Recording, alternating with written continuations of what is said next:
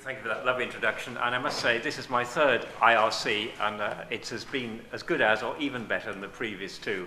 Not only because of the talks we've had, such as Roger's fantastic talk, and many others, but the conversations, actually. I've spent more time talking and listening, I think, continuously the last 2.5 days than any other time. So thank you, Andrew, and all of those who beget this wonderful experience. I feel my talk's rather gnarled after Roger's beautiful tapestry of meditations and thoughts, so I apologize for a bit of a sort of granity talk to follow, but it's, we are a duck rabbit, and I'm not sure, Roger, whether I'm the duck or you're the rabbit, but I suppose we can leave the audience to decide. My title is A Strange Idea That Things That Happen Have to Be Made to Happen. I can see how the idea of special divine action might be an embarrassment to theologians for many reasons, many of which have been rehearsed in this conference. Local interventions, miracles that violate the laws that God has established, supplementing, excuse me a moment, let me just talk amongst yourselves. Yeah. The great thing about a live show is the hope that something can go wrong. You know, Schadenfreude always rules in a live show. Local interventions, miracles that violate the laws that God has established, supplementing his general action of creating and sustaining the universe as a whole, seem to demean an omnipotent, ubiquitous God. Special divine actions are patchy, capricious, and sometimes appear unjust, or at least partisan. Worse still, the belief that such actions may be prompted or influenced by prayer, ritual, or some other human communication, a notion that Roger has just looked at critically, seems to suggest that His Majesty may be biddable. The God who comes down to earth from time to time, the necessary being engaging with the contingencies of the world, is in danger of being contaminated by such ontological slumming. Worse still, the notion of special divine action implies that the universe set in motion, according to divine law, is in need of a corrective, because unforeseen or undesirable events take place. It's as if he had not anticipated imperfections in his designs. He had imperfect knowledge of his imperfect universe. The fact that divine correctives are usually occasioned by the behavior of human beings, their fallibility, foolishness, and sinfulness, does not entirely let God off the hook, if they are, after all, parts of God's creation, perhaps a supreme part of that creation made in his image.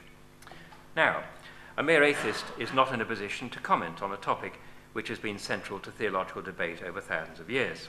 If fools rush in where angels fear to tread, one has to be a special kind of fool to rush in where so many angels have trodden already, as Austin might have said, and I've already proved myself a less than competent theologian and biblical scholar earlier on this meeting. There is, however, a deeper worry that applies to divine action more generally, but also to all explanations of events, irrespective of whether these explanations invoke God. It is the difficulty of making sense of the notion that things happen because and only because they're made to happen. More precisely, of developing a clear idea of what would count as a complete or entirely satisfactory explanation of an event. These are background questions that vex, or should vex, an atheist as much as a theist, trying to make sense of certain striking local interventions by a putative deity. So my paper is going to look beyond our specific topic of God interfering from the outside, with the very machinery he set up, to consider the machinery itself and what keeps it going. And the paper is motivated by my desire to make visible the oddness of the assumption that events happen only because they're made to happen, typically courtesy of what precedes them. This is an assumption, as I've indicated, shared alike by atheists who aspire to a description of the world as an intelligible structure informed by natural law, and theists for whom the world is a scene of divine action. For both, there is the obvious difficulty that the explanatory trail breaks off at, say, a putative first event or cause. But there is a deeper and more interesting difficulty, namely that of connecting any general principle that motivates becoming or change with specific events. The embarrassment of incorporating special divine action into a theology that does not leave God diminished may be a manifestation of a broader difficulty faced by both theists and atheists, namely of connecting general possibility with inescapably singular actuality. The problem ultimately is about the origin of the local in a universe whose principles are not intrinsically local. It is the emergence of a locality that creates the explanatory gap that makes events items that require explanations. I'm going to touch on this emergence rather lightly In fact, you need to prepare yourself for some rather tentative hand-waving at the end. I say this only to make clear that I have insight into at least some of the deficiencies of my talk. Now, the idea of a compulsion by which things that happen are made to happen, indeed that they need to be made to happen, encompasses many conceptions that, while distinct, are knotted together in complex ways. The appeal to divine providence, to the principle of precedence, to inertia, to the laws of nature, to a probability, to causation, and to the agency of conscious beings capture different ways of construing what counts as a sufficient explanation of event, of becoming. They're all unsatisfactory, and I will end this talk, as I've indicated, by suggesting why it might be that we feel that events have to be made to happen in order to happen. The appeal to divine providence, to which I return briefly at the end of my talk, accepts simply that things happen because God wills them. If this is unsatisfactory even to non-atheists, it's not only because it leaves the idea of God's agency unclear, as we've discussed, and Colin in particular discussed, but also because it's so general, it doesn't get a purchase on particular events in a particular world. If we have the same explanation as to why a leaf falls off a tree, a friend gets over a serious illness, and a war breaks out, we have no explanation of anything in particular, and hence of anything. It is effectively to give up an explanation. So much for divine providence. Let me now turn to naturalistic explanations that don't appeal to God. First, the principle of precedence. This has many forms. One form is that an E-type event happened at time t2 because under the same conditions an E-type event happened at time t1. And this can be teased out under various slogans. Nature repeats itself. How things were, thus they will be. The unfolding world is a network of habits, and so on. The limitations of the principle of precedence are obvious, the most obvious being the lack of explanation how nature got its habits in the first place, and, once established, how and why they are maintained. One manifestation of the principle of precedence is the principle of inertia. Things carrying on as they have been carrying on, and they will do so unless something stops them. The most literal expression of this is Newton's first law of motion. Every object will continue at rest or in motion in a straight line unless acted upon by a force. Object at time t2 is travelling at speed s because it was travelling at speed s at time t1, and nothing interfered with its motion between t1 and t2. Things tend to carry on as they are unless there's some external intervention, which in the vast majority of cases will not be a conscious intervention, but merely a force. Inertia is a principle of happening or becoming that looks through or past change to an underlying stability. Effectively, nothing new is happening. What really counts, let's say velocity or momentum, or ultimately mass energy, continues the same. A state of affairs continues just as a pebble continues. A pebble does not have actually to pebble itself in order to remain in being, setting aside the fact that even a pebble is a system in dynamic equilibrium. But under this notion, continuation, in short, is a kind of second-order stasis, or non-happening. The local manifestation of inertia, which is then generalized in the law of conservation of mass energy and the fundamental invariance expressed in the laws of nature, can be extrapolated to a universe in which things happen because what is happening continues to happen. There is unchanged happening. This, of course, fails to explain many things. The appearance of change, the occurrence of profound novelties, such as, to take a couple of headlines, the emergence of life and the emergence of conscious life, and how things got going in the first place, and how there is qualitative local change in the universe, or at least the appearance of it. The principle of precedence is also implicit in the idea that the way events unfold is dictated by the relevant laws of nature, that are themselves facets of, or special cases of, certain more fundamental laws. This addresses the issue of change in a fundamentally unchanging universe. What is conserved over time is the pattern or form of change. This form is most typically captured mathematically. Event type E2 is a change that is quantitatively linked to another change, event type E1. If, for example, an applied force is doubled, the acceleration of the object to which it is applied will be doubled. If voltage is doubled, current will be doubled, ceteris paribus. What matters is the mathematical relationship between variables, and it's this that is unchanged. But this doesn't bring us closer to why happenings happen. More importantly, for the present discussion, this is because laws, being by definition general, do not reach down to whole, singular, token events. They deal only with necessarily general, necessarily partial aspects of types of events. Indeed, by the time we've ascended to the most fundamental laws, we've parted company with actual happenings entirely. The Schrödinger wave equation does not dictate that there should be any particular events involving particular quantities of actual qualities, something to which I'll return. There is, as it were, no legislative power in the laws. At best, they are constraints, defining the range of possibility. Railway lines rather than locomotives. At any rate, they require a substrate, which is clearly distinct from the laws themselves. Additionally, there is the contingent nature of the laws. Although this contingent nature seems to be concealed as long as there are higher order laws under which the lower ones can be subsumed. These lower ones then carry the burden of contingency. But also there's the contingency of the nakedly arbitrary physical constants. And there is the most profound problem, willfully overlooked in some current scientific cosmogony, that laws applying to the totality cannot be in place prior to the existence of anything at all.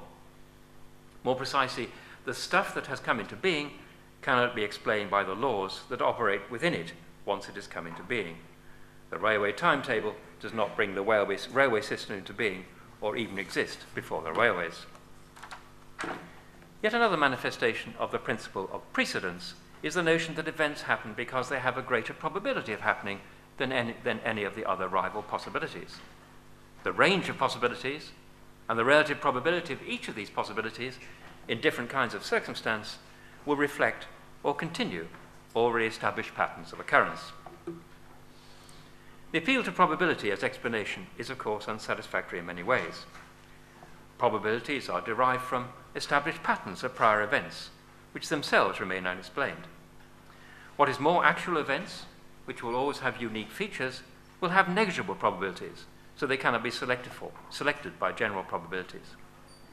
Finally, it's clear that probabilities, even if they were extra-mental realities, something denied by some, do not have any locomotive or creative power.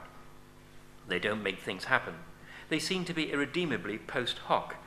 Any explanation of happening, however, will have to explain the preceding hoc. The appeal to different aspects of the principle of precedence, inertia, or the habit of continuation, laws of nature and probability, does not therefore seem to provide anything that answers to our intuition that what happens has been made to happen. There has to be some kind of nudge or oomph to bring things about, or at least to give happening a steer.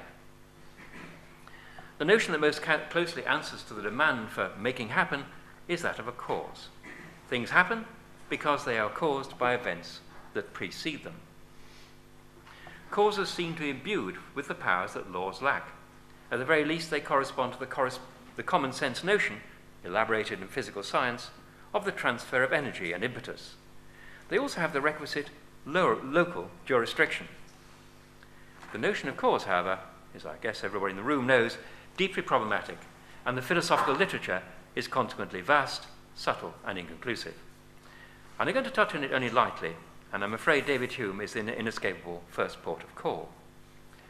Notoriously for Hume, the necessary connection between events embodied in the idea of causes bringing about effects is simply a projection of the expectations built up in our minds as a result of experiencing the associations between events.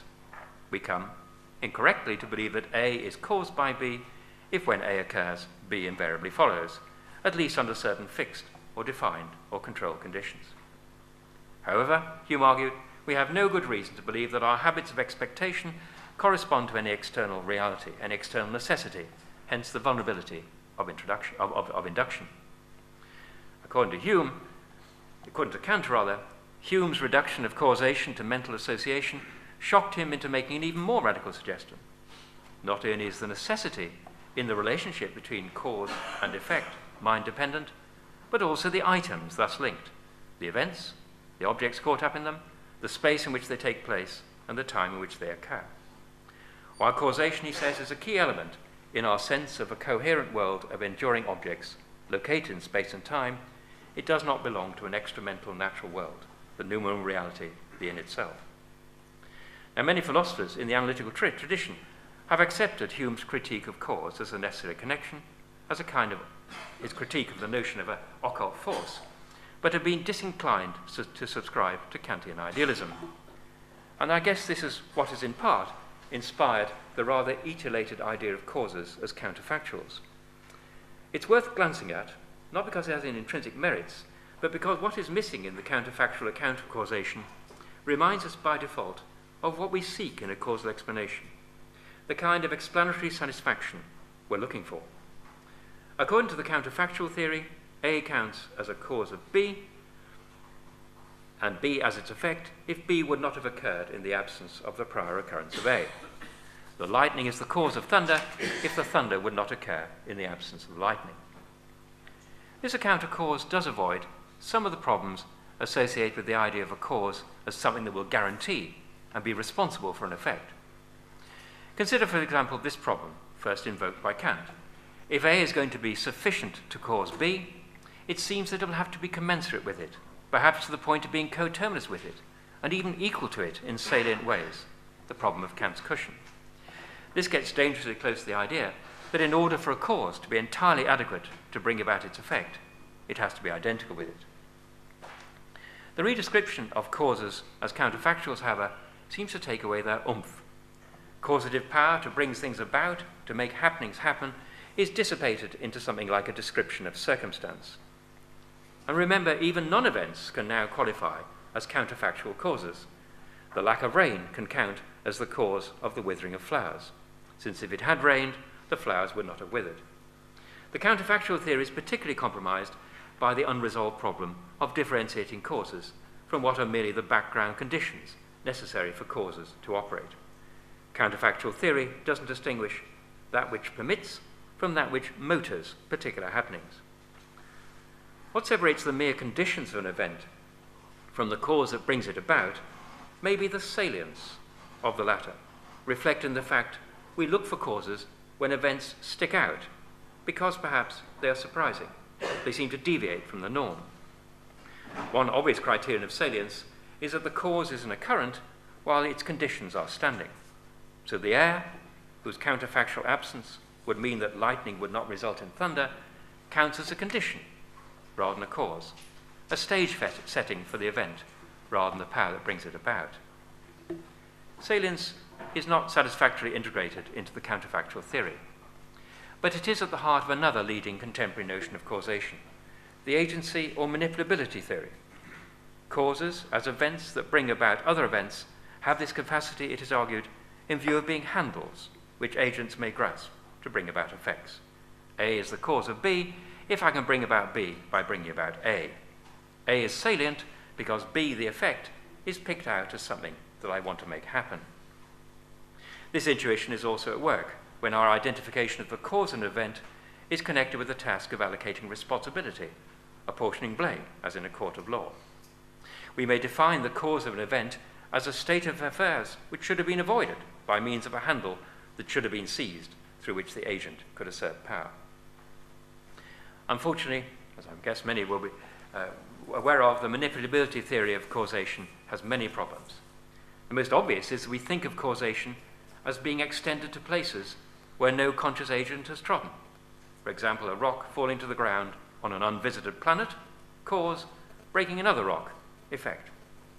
Agency, by living matter, or more precisely by human agents, can at best explain only a very small and recent subset of events in the universe.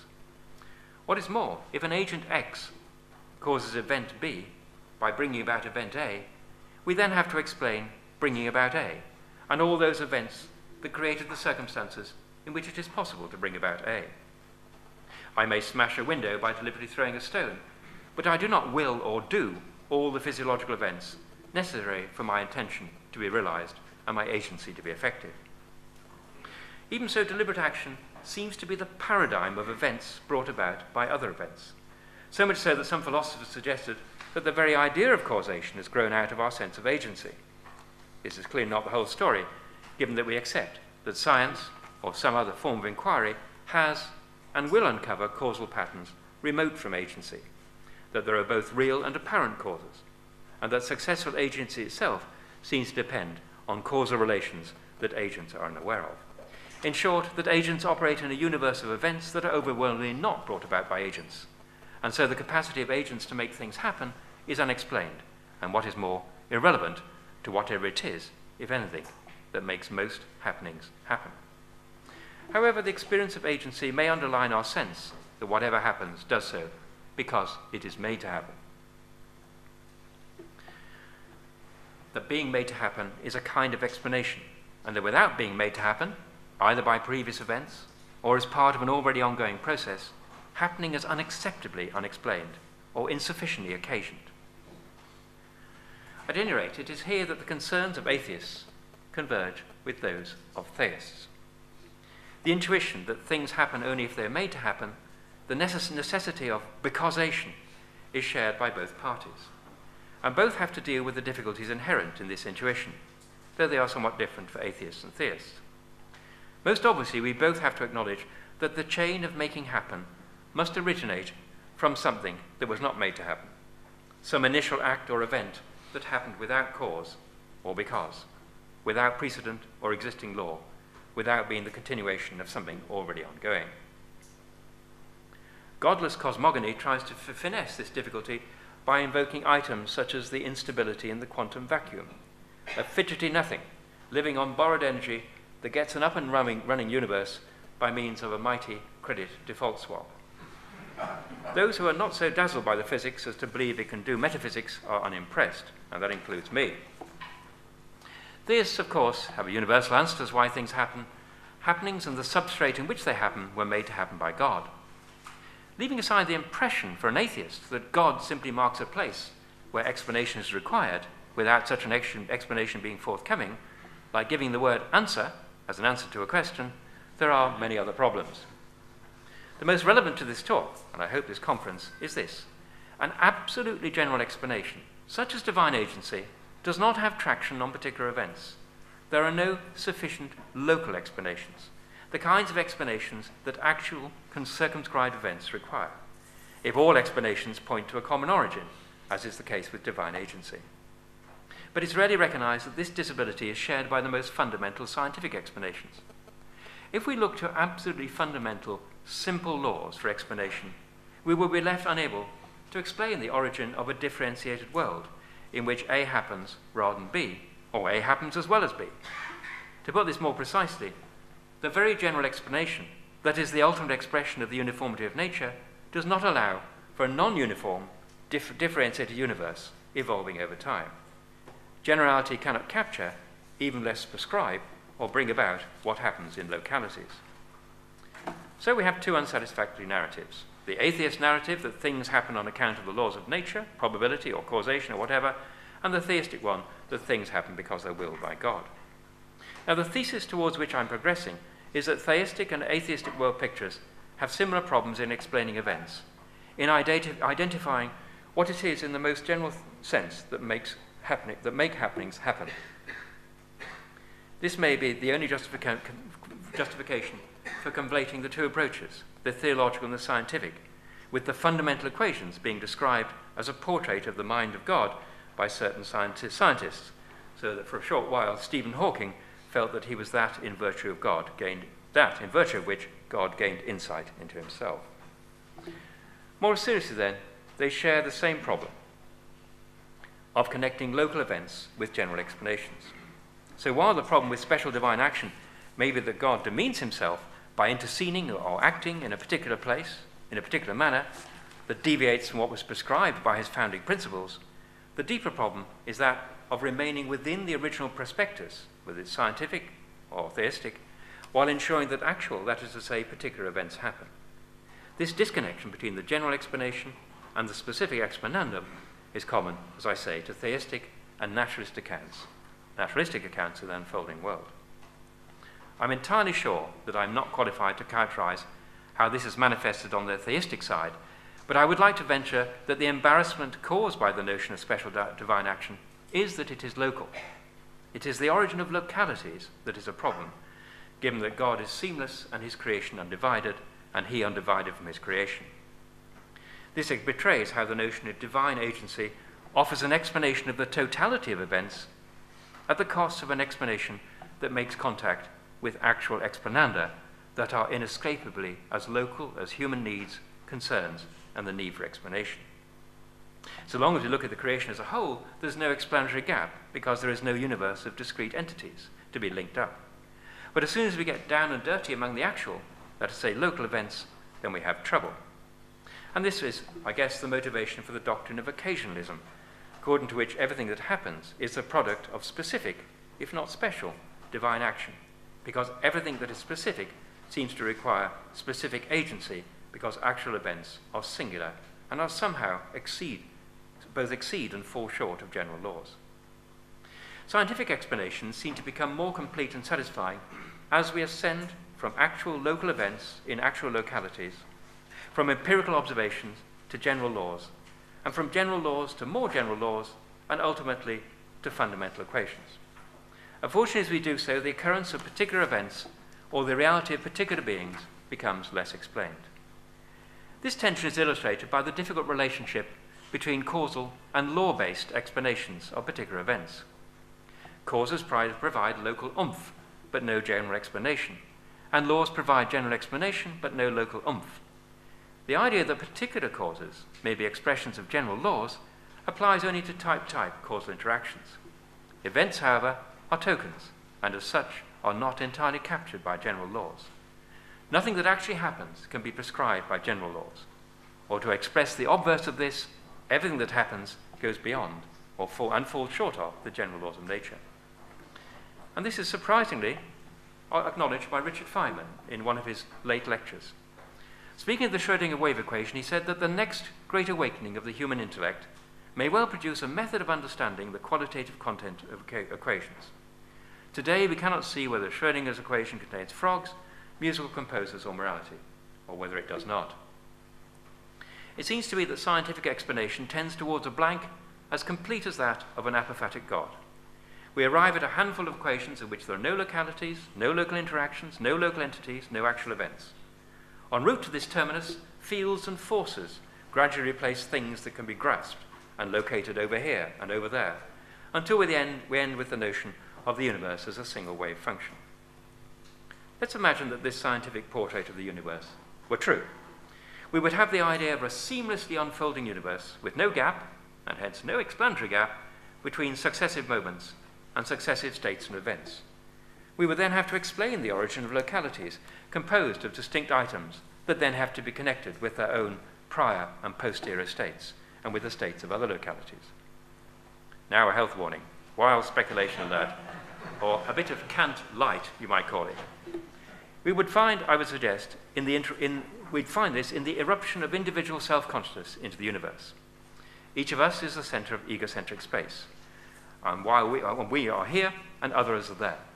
There is near and far, now and then, and so on. The disintegration of the world and the emergence of gaps, which eventually present as explanatory gaps, is connected with the emergence of individual self-consciousness, with individual consciousnesses that have needs that organize the world around them and identify salient and non-salient features. Is it this loosening of the texture of the totality, opened up by a self-consciousness, that lies at the root of the apparent need for happenings to be made to happen? I don't know, of course. If it were the case, it would be an interesting irony that the direction of ever more powerful scientific explanations as to why happenings happen tend towards the erasure of the very consciousness that prompted the need for explanation to reconnect the world in the first place. But, opened up, sprung apart, the universe cannot be put together again. The majestically unfolding totality, without any requirement for explanation, local oomph, or intervention, or guidance, would then pose questions as to what makes individual happenings happen, questions to which no satisfactory, even less a complete answer, could be found. Well, I promised you tentative hand-waving at the end of my talk, and I don't think I've let you down, but it's time now to draw back to safer territory. Theists and atheists are both in the business of trying to explain how it is that happenings happen. This inquiry is motivated by the intuition that what happens has to be made to happen, typically by happenings that precede them. Such explanations, however, are unsatisfactory, not only because they leave something unexplained, the laws, the probability patterns, the habits of nature, the agency of a deity, first causes, and so on, but also because they ascend away from the very places where the need for explanation arises. If special divine action is a problem against the background of universal divine agency, individual events are equally problematic in a universe whose definitive scientific portrait is in equations that capture what is unchanging, equations which lack substance or substrate to operate on or within. We atheists, ladies and gentlemen, therefore have no more grounds for smugness as we watch theists struggle with the idea of a God intervening in his own creation, descending from ubiquity to localities. If I remain an atheist, it's not because I believe atheists have better answers than the theists, and I recognize that the search for a fundamental, final answer to the question of what it is that makes happening happen is doomed, self-contradictory, inasmuch as advances in explanation take us further from that which they are to explain. Ultimately, explanation has to remain in touch with the localities where the need for it arises. But the more fundamental the explanation, the more it is disconnected from any particular explanandum.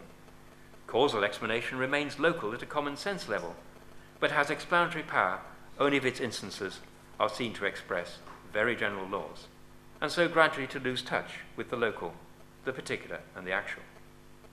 The fact that this is a truism doesn't make it any less true, or I hope less interesting. Thank you for your attention, or at least for the courtesy of simulating it. Thank you.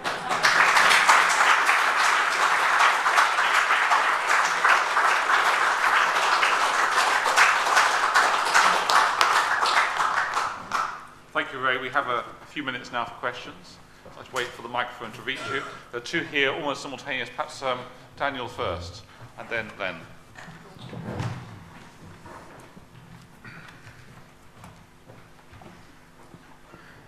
Thank you, Daniel von Wachter. You assumed that an explanation in terms of divine agency would be general. I think you even said absolutely general.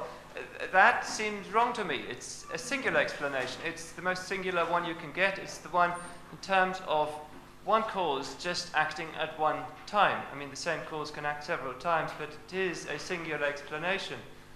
And if you're worried about the relationship between singular and general explanations, I think you should be a theist, because then you have an ultimate explanation for everything that is singular. As I've written on the first part of the question, so I'll have to ask the second part in a second. You see, you have one cause operating, but we have a multiplicity of effects which are utterly different. The normal use of cause is that the effects are in some sense proportionate to the cause and that they are tailored to the cause. When you have a cause that's utterly general, it seems to me, and this is dangerous territory, talking theology, that you have difficulty in explaining the extraordinary variety and variousness of the effects. It's the same thing doing many causes. There is no problem with that. We have that very often. It will only be the very same.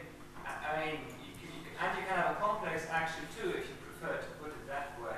In any case, there is no problem with one agent producing many different effects.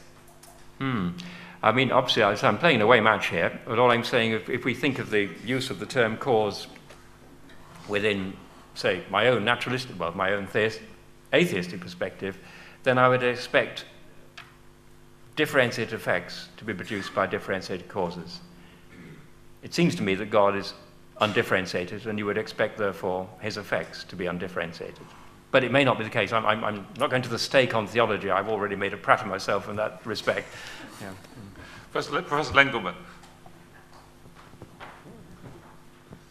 Thank you. I thought these were two very beautiful and very brilliant papers, and we all are in your debt to both of you. I have a question for Ray Tallis. I want to appreciate what you said about how the general doesn't reach to the particular, and at the same time, the kind of category error which is I think one of the sins of modern science, of eliminating the notion of cause in favor of the notion of general laws. And we have to notice that general laws aren't things at all, and therefore can't be causes, and as you eloquently put it, don't have any oomph. I'm a fan of the idea of causes, and I think they need and deserve a resuscitation. But I wonder, with regard to the issue of the failure of the very general to reach down to the level of particularity. First of all, I think that resonates with Aristotle's criticism of Plato.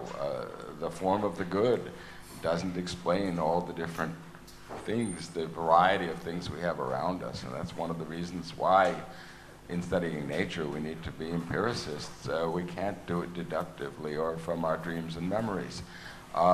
Still, I think the idea that God becomes somehow too isolated from the world to be a causal explanation may neglect the feature of God that people rely upon, which is not so much, I think, to explain the particularity and differentiation of things, as to explain the inherent goodness of reality.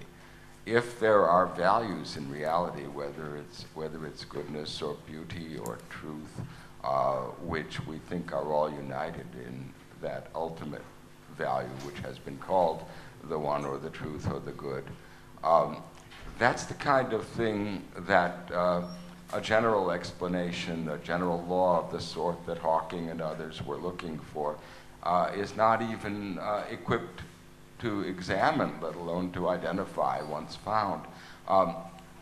That's what I think the theist is looking for. So you've got your system of general laws, and they ought to, I think you and I might agree, they ought to be pointing to causes and not just to principles. But beyond those general laws and that sort of causality, shouldn't it be right and legitimate for the theist to be looking for the source of value inherent in being? That's my question. I mean, that's never been the ambition of science, of course. No, and nor very should early it on be. in the Nor scientific... should it be. And Nor very should early- it be ignored by the scientist who notices the beauty of things and values theories for their elegance and values truth for its own sake. Right. But if you think at the beginning of the scientific revolution, Galileo clearly separated primary from secondary qualities, and primary qualities are those essentially that ultimately reduced to numbers. And secondary qualities were those reduced to subjective experiences. Once that separation had been made, there was going to follow a separation of significance was over there, and value was over there, and science over here. And it is very clear that in the more complete our scientific portrait of the world becomes, the more it will seem empty. And I quote Steven Weinberg on this, who said, the more we understand the universe, the more meaningless it seems. What he really means is the more you understand the universe solely through quantitative science, then of course it will seem to be meaningless. So it's very true, we lose an awful lot as we ascend to generality. And that's why obviously one likes homely little causes like, the lightning was caused, the thunder was caused by the lightning. But of course, one wants to know more. But as you know more, you seem also to lose existential weight, to lose content, and so on. Yeah. What I'm proposing is that there's an impoverishment as a result of that divorce. The idea that value is only subjective is a misrepresentation not only of value, but a misrepresentation of being at large. I think on that point we better move on to the next question, but thank you very much. I've got two more, so there's a gentleman at the back there, please.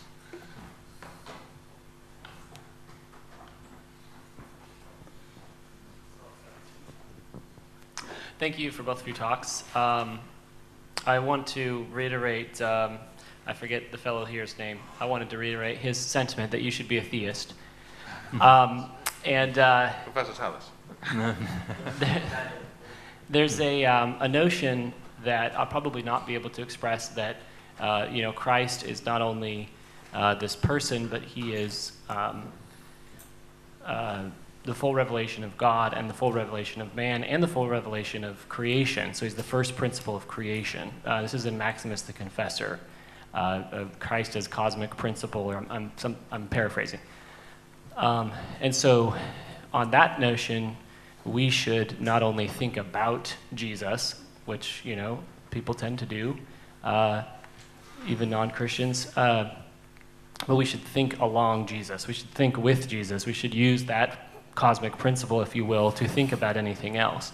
Think incarnationally. So what question would you like to pose to him? Thank you.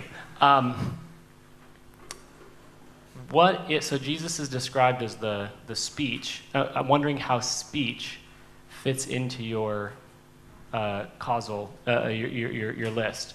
Is speech just reducible to agency, or is it a different kind of cause? Because I'm causing you to think about certain things right now. Speech. I'm not sure I can answer the question, because I can't entirely see how it relates, but let me just think. I mean, clearly, Roger, I heard your intake of breath. You were going to respond. Well, yes. The answer is, in the beginning was the Word. So speech is the answer to your question. So that's answer with a capital A. Thank you, Duck, from the rabbit. Okay, we're going to move on to this. Professor Susan Eastman. Been waiting there. Truly beautiful talks from both of you. Thank you so much. This is a question actually for Roger, if that's allowed at this point. Very, very briefly, you talked about needing to understand what we can ask for. And I found myself thinking of Romans 8, where Paul says we do not know what to pray for as we ought, but the Spirit intercedes for us according to the will of God, and God who searches the hearts knows what the Spirit is saying. There's a sense in which prayer has an inarticulate quality there, explicitly. So I wonder, and the role of the Holy Spirit comes into play in prayer. I wonder what your thoughts are on that. What are my thoughts on this? It's obviously it's a new topic for me in a way, although of course, like everybody else, I find myself in situations where prayer seems to be the obvious and only thing. But I suppose I would reiterate the fact that through prayer we're not just asking for things, we're preparing the creature who asks. And that creature who asks is not given to me a priori. He is built precisely through activities of this kind. As I understand it, the fully consecrated life is a life of prayer of exactly that kind, in which is a constant preparation. Thank you. We're just drawing to a close. I'd like to just make